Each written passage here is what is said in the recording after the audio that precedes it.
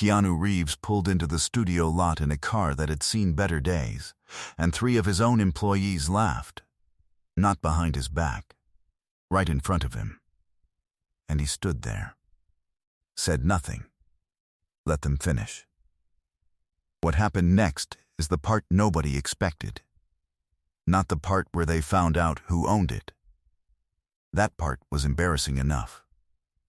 The part after. The thing Keanu did when he could have done anything. When he had every reason to say something. To use the moment. To make sure they felt it. He didn't. He did the thing that people who know him say he always does. He just went back to work.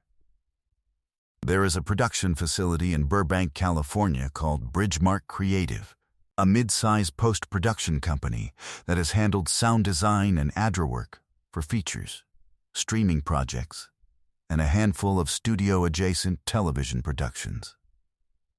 It occupies a converted industrial building on a side street 3 blocks from a rail yard, the kind of building that looks exactly like what it is from the outside and reveals nothing about what happens inside. The lot holds maybe 40 vehicles comfortably. It is not glamorous. It is a working building, and the parking lot belongs to people who show up early. Keanu Reeves had been coming to Bridgemark for 3 weeks in late autumn. Quietly, the way he does almost everything. No publicist, no assistant, no convoy of black SUVs with tinted glass. He was there for a project in early stages, a project his own production company had developed, work he cared about enough to be present for in person rather than letting the mechanics of it run without him. He arrived before most of the staff, most days.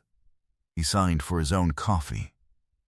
He learned the name of the receptionist on the 2nd floor, a woman named Patricia, who had been with Bridgemark for 11 years, and he asked about her daughter's applications to university programs, the way you ask when you actually want to know.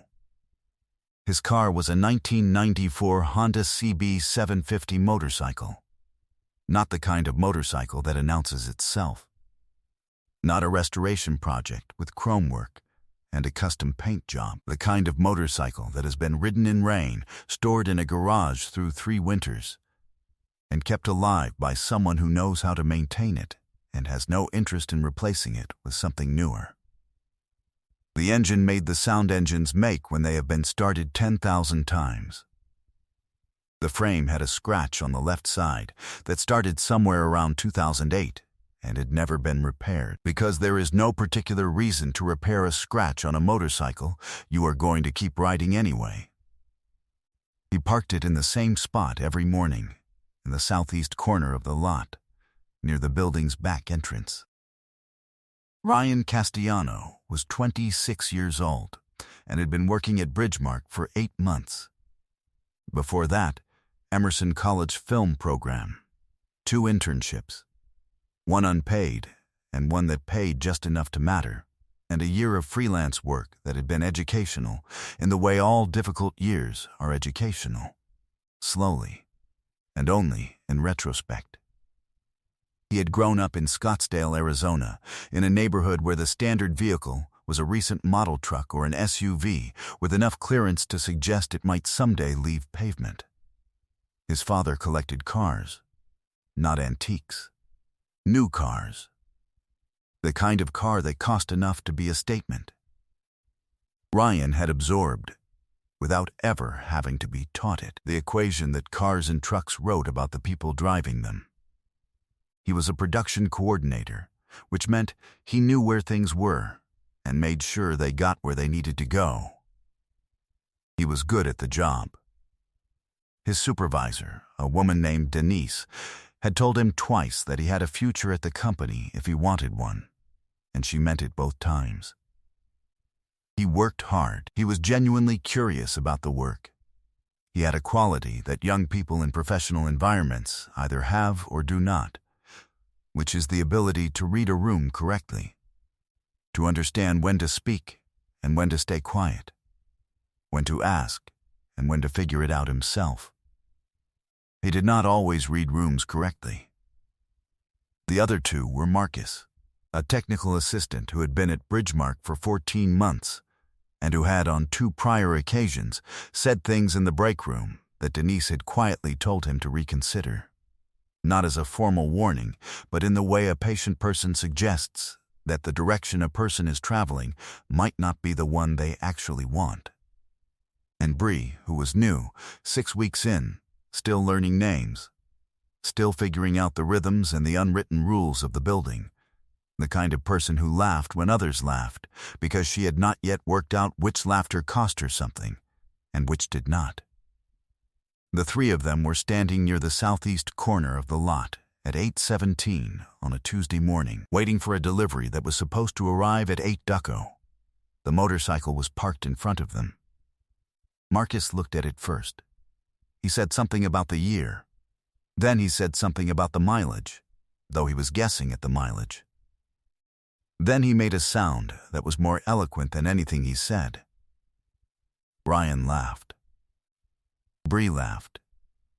Because Ryan laughed, and she had not yet learned to wait. The 3 of them stood there for a moment with the easy, weightless contempt of people looking at something they have decided they are better than. Then the door behind them opened. Keanu Reeves stepped into the lot, coffee in hand, jacket unzipped over a gray t-shirt that had been through the same cycle of use as the motorcycle. He looked at the 3 of them. He looked at the motorcycle. He looked back at the 3 of them. Nobody said anything. He walked to the motorcycle. He checked something near the handlebars, the way you check something you check every morning. Then he looked back at Marcus. Not at Ryan, not at Bree, at Marcus. He said, quietly and without particular heat, "She runs fine, in case you were wondering." Then he went inside. The delivery arrived at 8:34. Ryan signed for it. He and Marcus loaded it. Nobody said anything about the motorcycle or about what had happened in the lot. Bree went back to her desk and pulled up the morning's task list and worked through it with the focused attention of someone trying very hard not to think about something. The 3 of them did not know who the motorcycle belonged to. That is the part that needs to be understood. They had not connected the vehicle to the person because the person had not yet connected himself to their particular corner of Bridgemark's daily operations. The talent who came in and out of the facility moved through different corridors, arrived at different hours, had their names attached to project codes rather than faces. Ryan knew the project was in-house. He did not know what the project was. He did not know who was attached to it. He found out at 11:15 that morning. It was Patricia who told him. Not cruelly. She didn't know she was delivering something. She mentioned it the way you mention something you assume the other person already knows. She said something about the visitor parking situation. And then she said the name of the project. And then she said whose project it was. And she turned back to her monitor, and Ryan stood there for a moment with the very specific feeling of a person who has just understood something several hours too late. He went back to his desk. He sat.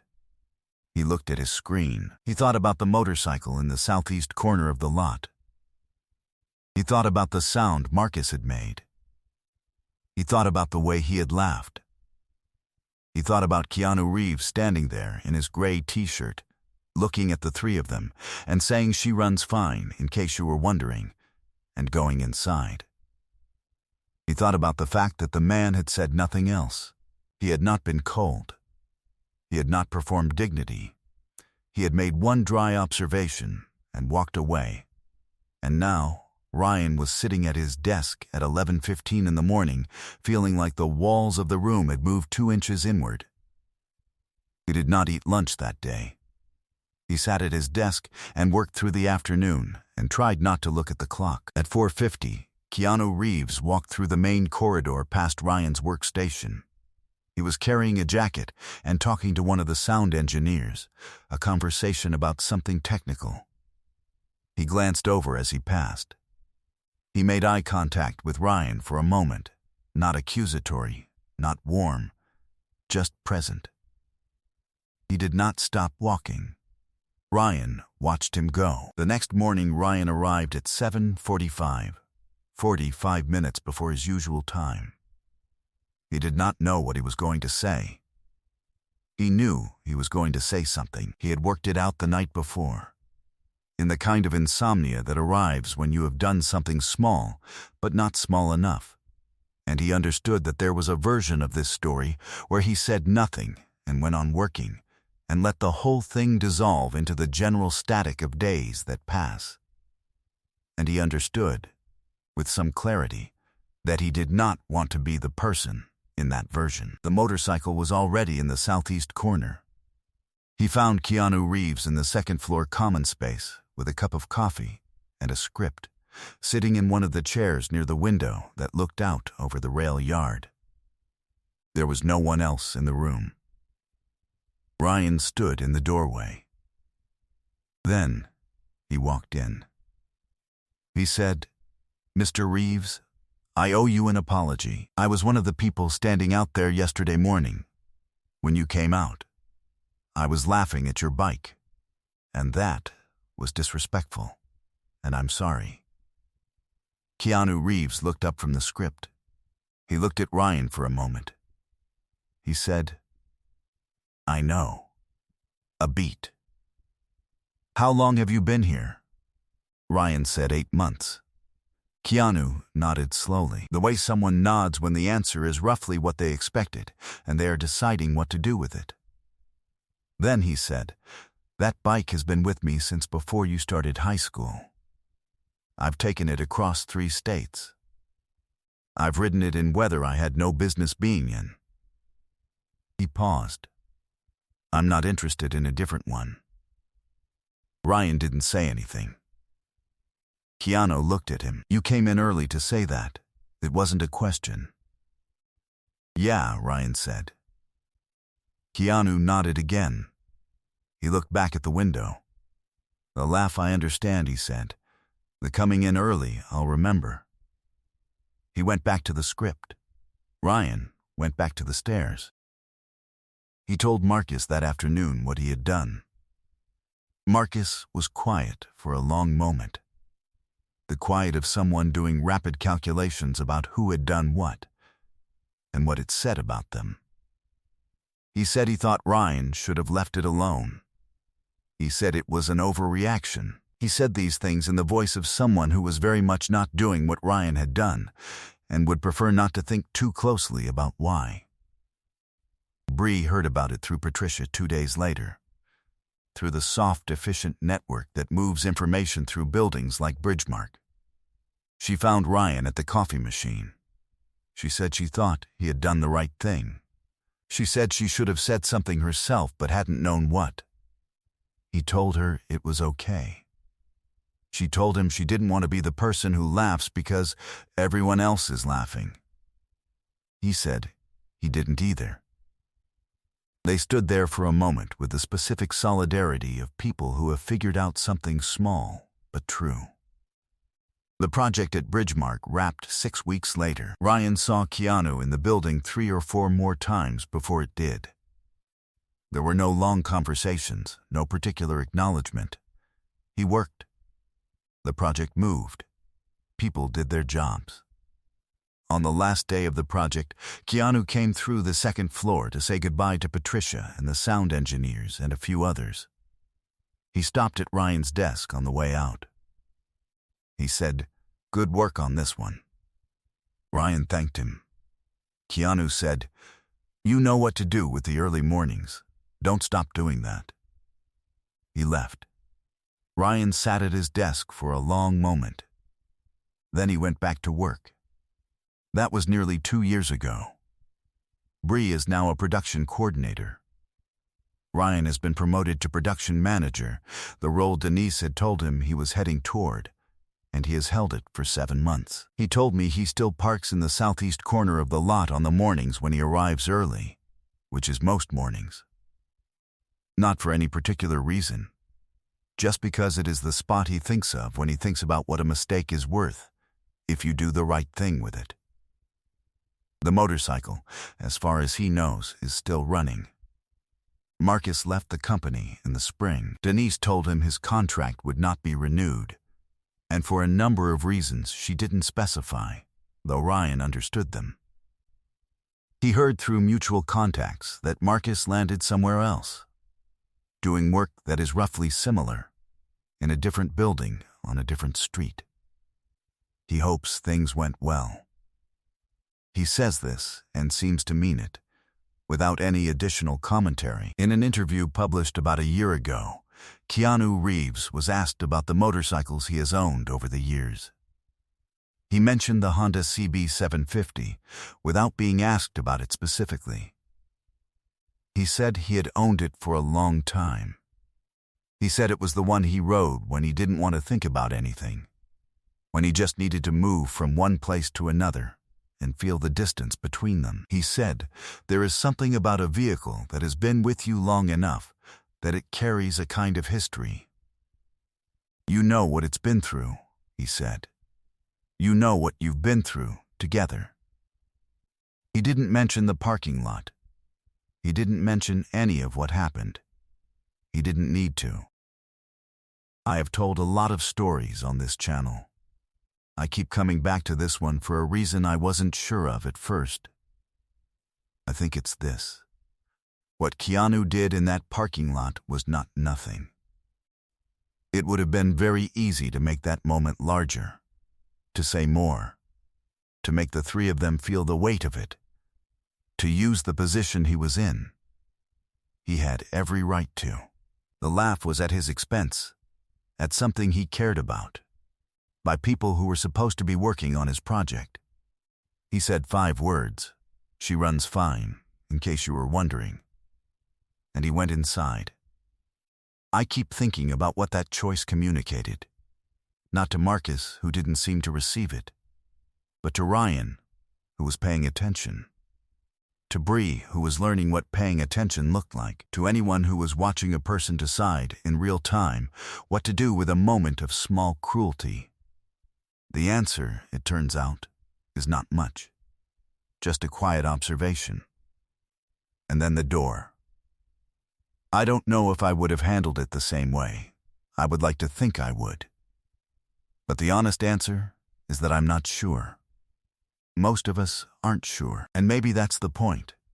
The question belongs to us now, not to him.